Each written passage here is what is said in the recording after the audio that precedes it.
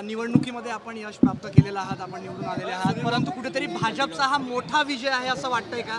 कारण जी 6वी जागेसाठी महाविकास आघाडी आश्वस्त होती ती कुठेतरी आपल्याकडे रिगेन करण्यात यश आलेलं नाही असं वाटतं. या निवडणुकीमध्ये दोन भाग आहे. एक तर जे महाविकास आघाडीचे जे तिन्ही प्रमुख पक्ष जे घटक आहे त्यामध्ये कुठेही असा काही प्रश्न काही चिन्ह लागलेला नाही की मतं मिळाले की नाही. सगळ्यांनी तिन्ही शिवसेनाचे, काँग्रेसचे आणि राष्ट्रवादी काँग्रेस पक्षाचे जे अधिकृत आमचे जे आमदार आहेत त्यांनी सगळ्या उमेदवारांना दिलेल्या कोट्याप्रमाणे मतदान केलं आहे. आमच्या तिन्ही पक्षाचा जर हिशोब केला तर तसंही आमची मेजॉरिटी आहे. दुसरी गोष्ट, अनेक अपक्ष आहे, अनेक लहान पक्ष आहे. त्यापैकीसुद्धा जे सरकारमध्ये असलेले काही लहान पक्ष आहे किंवा जे सरकारला पाठिंबा देणारे लहान पक्ष आहे त्यांनी आवर्जून मतदान महाविकास आघाडीच्या उमेदवारांना केलेलं आहे. आता प्रश्न एवढाच आहे की काही अपक्षांचा मतं आणि जास्तही नाही, माझा अंदाज आहे की 4-5 लोकांच्या मतं जे अपेक्षित होता ते मिळालं नाही. दुसरी महत्त्वाची गोष्ट, एक आमच्याच मत अपात्र काल अवैध ठरला. आणि तिसरी महत्त्वाची गोष्ट, नवाब मलिक आणि अनिल देशमुखांना ते मतदान देण्यासाठी जामीन मिळाली नाही. या तिन्ही जर गोष्टीचा विचार केला तर काही मोठा फरका नाही आहे. आणि असा काय एकदम म्हणायचा की अचानकच काही लोक नाराज आहे. अपक्षांमध्ये काही लोकांची काही वेगळी प्रवृत्ती पण असू शकते, काही लोकांची काही क्षणिक काही छोट्या मोठ्या कामासाठी नाराजी असू शकते. आता त्याच्या खोलात जावं लागेल. पण एक निश्चित आहे की तिन्ही पक्षांनी व्यवस्थित मतदान, आता मला स्वतःला माझ्या पक्षाकडे 51 मतदान होता, मी पण 51 मतदान घेऊ शकलो असतो आणि दुसरा क्रमांकाचे मी संजय पवारांना देऊ शकलो असतो. पण आमच्या पक्षाने ठरवलं होतं की आम्ही 42च मत घ्यायचे. 43वं मतही मला कुठून मिळालं आहे ते मला जरा संशोधन करावं लागेल. पण असू शकते एखादा प्रेम करणारा व्यक्तीने आम्हाला दिलं असेल. पण जे पक्षांनी आणि आम्ही बघा, राष्ट्रवादी काँग्रेस पक्षांनी जे आमचे उरलेले, मला 42 मिळाल्यानंतर 9 मतं होते, ते 9चे 9 मत आम्ही संजय पवारांना कोणाचे दिले? सगळ्या मंत्र्यांचे दिले, ज्येष्ठ मंत्र्यांचे. म्हणजे अजितदादा, जयंत पाटील, छगन भुजबळ, धनंजय मुंडे, राजेश टोपे, हसन मुश्रीफ, अशा लोकांचे मतं आम्ही संजय पवारांना दिले. त्याचं कारण होता की आम्हाला 42 मिळाल्यानंतर ते मतपत्रिका आमच्या बसलेल्या प्रतिनिधीला दाखवूनच मतदान करावं लागते. त्यांनी व्यवस्थित आमच्या लोकांना मतदान पत्रिका दाखवली. आमच्याकडे एकही मतदान आमच्या म्हणजे जे कोटाच्या होता त्यामध्ये आक्षेपही घेतला गेला नव्हता. त्यामुळे जे काही आम्हाला अधिकृत मतदान मिळाल्यानंतर आम्ही आमच्या ज्येष्ठ मंत्र्यांचे मतं हे सगळे आम्ही संजय पवारांना ट्रान्सफर केले होते. आणि मला असं वाटत नाही, आता काँग्रेसनी 44 मतं घेतले, ते संशोधनाच्या म्हणजे मला माहीत नाही की त्यांनी किती कोटा दिला होता. कारण आमच्या महाविकास आघाडीमध्ये बसून ठरला होता की सगळ्यांनी 42 क्रमांकच घ्यावं.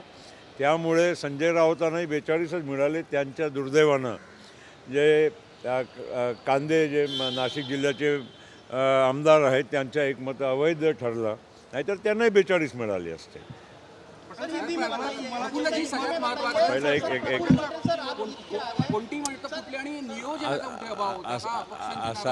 असं आहे बघा, मी परत सांगतो की जसं मोठा काही जसं म्हणजे प्रलय आलेला आहे आणि अचानकच म्हणजे सगळेच लोक आम्हाला सोडून गेलेले आहे आणि एक भारतीय जनता पार्टीचा एक अधिक माणूस निवडून आलेला आहे, हे एक विश्लेषण अजून नक्की होणार त्याच्या, कारण त्याच्या खोलात जावं लागेल.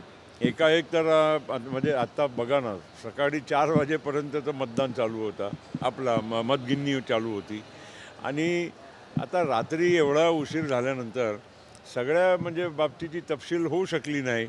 आणि त्यामुळे थोडं म्हणजे आज दिवसात किंवा 1-2 दिवसामध्ये जरा व्यवस्थित जरा बसून प्रमुख मंडळी ज्यांनी मतदानाच्या हे आकडेवारी बसवली होती आणि ज्यांनी ठरवलं होतं की पण मी राष्ट्रवादी काँग्रेस पक्षापुरता मी अधिकृतपणे सांगू शकतो की आम्ही जे काय आमचे 51 राष्ट्रवादी काँग्रेसचे अधिकृत मत होते ते व्यवस्थित ते मतदान करण्यासाठी आम्ही काम केलं आहे. त्याच्यात कुठेही एकही मताचा फरका पडलेला नाही हे मी अधिकृतपणे सांगू शकतो.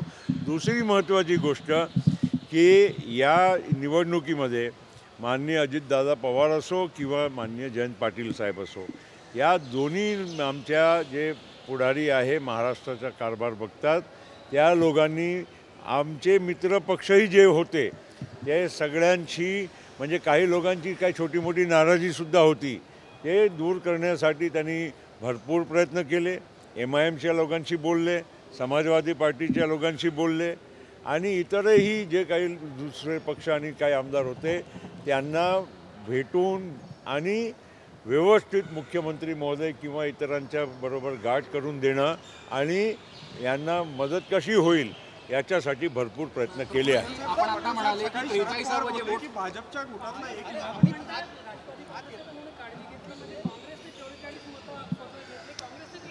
असं मी राष्ट्रवादी काँग्रेस पक्षाच्या वतीनं बोलू शकतो.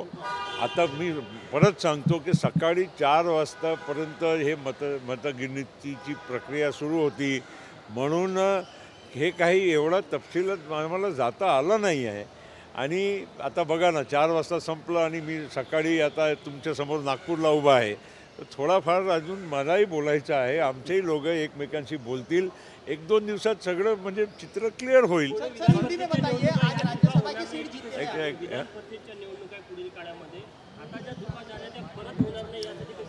असं आहे बघा, विधान परिषदेच्या मतदान करण्याची प्रक्रियाच वेगळी आहे आणि त्यामध्ये म्हणजे सगळेच मतं म्हणजे गुप्त रीतीनं टाकण्यात येते. याच्यात किमान पक्षाचे मतांना दाखवल्याशिवाय तुम्हाला मतदान करता येत नाही आणि काही कोणी गडबड केली तर त्याच्यावर कारवाईसुद्धा होऊ शकते. लगेच आम्हाला कळते की कोणाच्या मत इकडे गेला तिकडे गेला, कारण व्यवस्थित माणसं बसून असतात. असं नाही की कोणी तिकडच्या बसून, आणि म्हणून हे सगळ्या गोष्टीचा 1-2 दिवसात तपशिलात आम्हाला जाता येईल. एकदा होऊ दे ना. तर बघा, हे आरोप प्रत्यारोप करणं हे मी भानगडीत पडणार नाही. माझा स्वभाव नाही, तुम्हाला सगळ्या लोकांना माहीत आहे. फक्त मी तुम्हाला वस्तुस्थिती काय आहे हे मी सांगितले आहे. आणि यामुळे कोणी जर सरकारच्या आकडेवारीची गिनती करत असेल तर ते खरं नाही. ते काहीही होणार नाही, काही शक्य नाही.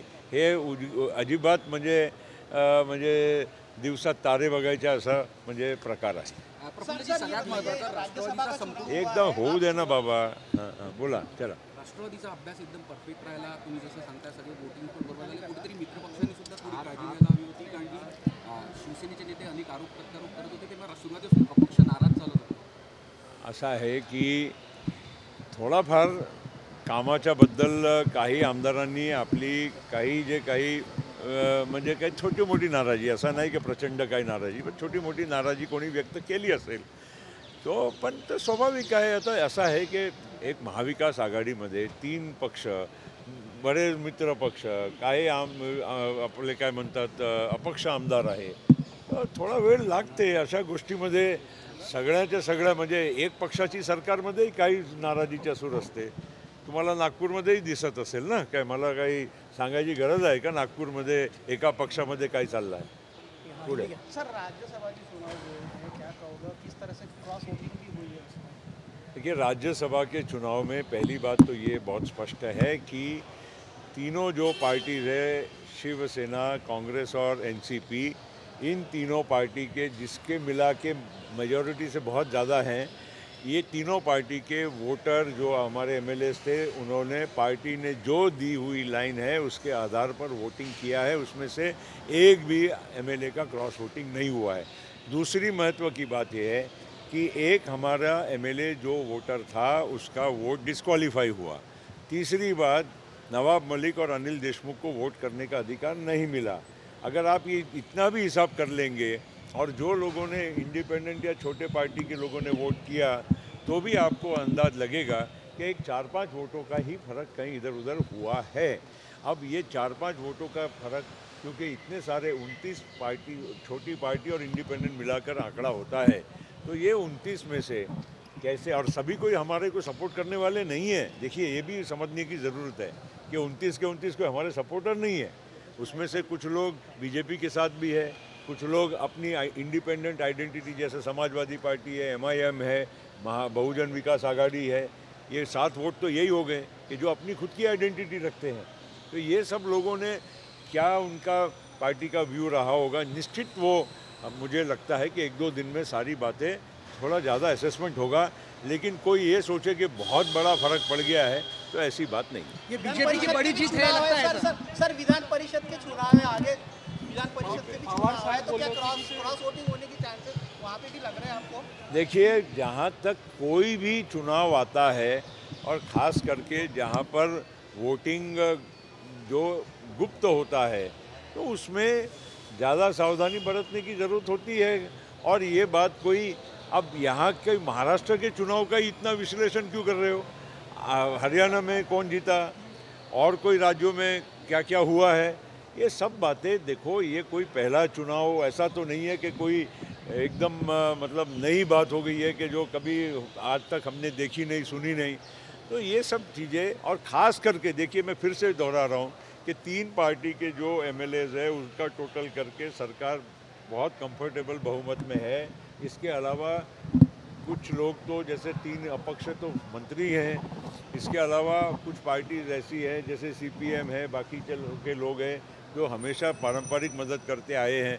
इसलिए सरकार के बारे में कोई किसी ने कोई चर्चा की तो उसका मतलब कुछ भी नहीं निकलेगा। राजस्थान और कर्नाटक की एक मत आहे की भाजपच्या कोट्यातून प्रफुल्ल पटेलांना जास्त मिळालेलं आहे, ते नेमकं कोणाचं? हो, तो माझ्या कोट्यामधून मी आता मलाच अंदाज नाही आहे की माझ्यावर एवढा प्रेम करणारा व्यक्ती कोण आहे, पण असू शकते। मी खरं सांगतो की मलाच माहीत नाही, पण कोणी प्रेम माझ्यावर करणारा कोणीतरी दिसते आणि असे माझ्यावर प्रेम करणारे अनेक आहे। मी जर त्यांना अप्रोच केलं असतं तो आणखीन 5-10 मतं मी स्वतः प्रेमामुळे काढले असते। सर राजस्थान कर्नाटक और हरियाणा में भी सेम ऐसी माहौल चल रहा है, वहाँ पे भी 3 जीती है कांग्रेस, इधर 3 बीजेपी जीती है। अभी देखो ये सब आप लोग हिसाब जो लगाते हो, इधर इतने जीते उधर इतने जीते, जहाँ जहाँ एकादा जगह छोड़कर जो भी जीतते हैं वो पार्टी के स्ट्रेंथ के आधार पर जीतते हैं। राज्यसभा में कितने जीत गए कितने कम हो गए वो उस राज्य में जो विधानसभा में जिसकी मेजॉरिटी, उसके स्वाभाविक है कि उसके MP वहाँ पर राज्यसभा में ज़्यादा चुनकर आएंगे। इसलिए आप कर्नाटक में बीजेपी की सरकार है, राजस्थान में कांग्रेस की सरकार है, तो ये सब होना स्वाभाविक है। और महाराष्ट्र में महाविकास आघाड़ी की सरकार कोई 200 सीट लेकर जीती नहीं है, वो तो सरकार बाद में चुनाव के बाद बनी है जिसका नंबर आधे से ज़्यादा ज़रूर है, कंफर्टेबल ज़्यादा है, लेकिन ऐसा भी नहीं है कि हमारे पास यहाँ पर 200 MLA, वरना यहाँ भी वही नतीजा आता। असा आहे, मी कोणाच्या तपशिलात आता 4 वाजता सकाळी आटोपल्यानंतर आम्ही झोपत नाही। आम्ही घरी गेलो, आंघोळ करून सकाळी विमान घेऊन नागपूरला आलो। आता मला वाटतं की थोडा वेळ लागेल, 1-2 दिवसात सगळं, म्हणजे हे काही असं आहे काही फार मोठा सायन्स नाही आहे, फक्त थोडा वेळ लागते, थोडा अंदाज काढावा लागते। 2-4 लोकांशी बोलल्यानंतर काही ना काही गोष्टी क्लिअर होते। शरद पवार मला फक्त एवढंच सांगायचं आहे की मला खूप म्हणजे समाधान आहे। मी माझ्या पक्षांच्या नेत्यांचा, खास करून पवार साहेब, अजित पवार, जयंत पाटील आणि आमचे सर्व आमदारांच्या, सहकाऱ्यांच्या, कार्यकर्त्यांच्या मनपूर्वक इथे आभार जाहीरपणे मांडू इच्छितो की त्यांच्यामुळे मला आज ही परत संधी राज्यसभेवर 4थ्यांदा जाण्याची मिळालेली आहे। 4दा मी याच विदर्भामधून, गोंदिया भंडारा भागामधून मी लोकसभेवर निवडून गेलेलो आहो। आता हे 4थ्यांदा राज्यसभेवर जातो आहे। आता भविष्याच्या काळात ईश्वरची आणि आमच्या लोकांची इच्छा असेल तर एखाद्या वेळा परत लोकसभेवर जायचं आपण काम करू शकतो, प्रयत्न करू शकतो। ते तर जनतेच्या हातामध्ये आहे, मी आधी काही सांगू शकत नाही। मग आपण इथून या विदर्भाच्या मातीतून केंद्राच्या लोकसभेमध्ये आज आपल्याला 8व्यांदा म्हणजे 4दा लोकसभा आणि 4थ्यांदा राज्यसभेवर जाता आलं आणि या विदर्भासह गोंदिया भंडारासह महाराष्ट्राने देशाची सेवा करण्याची संधी मिळालेली आहे. त्याचा एक छोटा मोठा उदाहरण नमुना आपला हा विमानतळही आहे. असे अनेक विमानतळ भारतातले आपण उभारले आहे.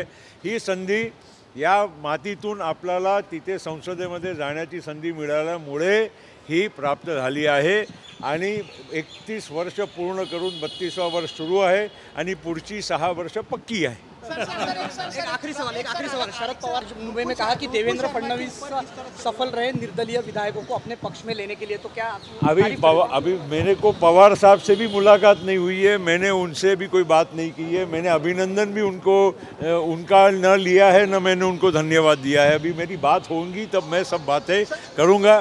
पर जो भी होगा, मैंने आपको सब सारी बातें बोला ही है कि 4-5 मत अपेक्षित हमको अपक्षों की शायद हमको कम मिली है. नुपुर शर्मा के बयान पे अभी वो उनको धन्यवाद, उनको बहुत बहुत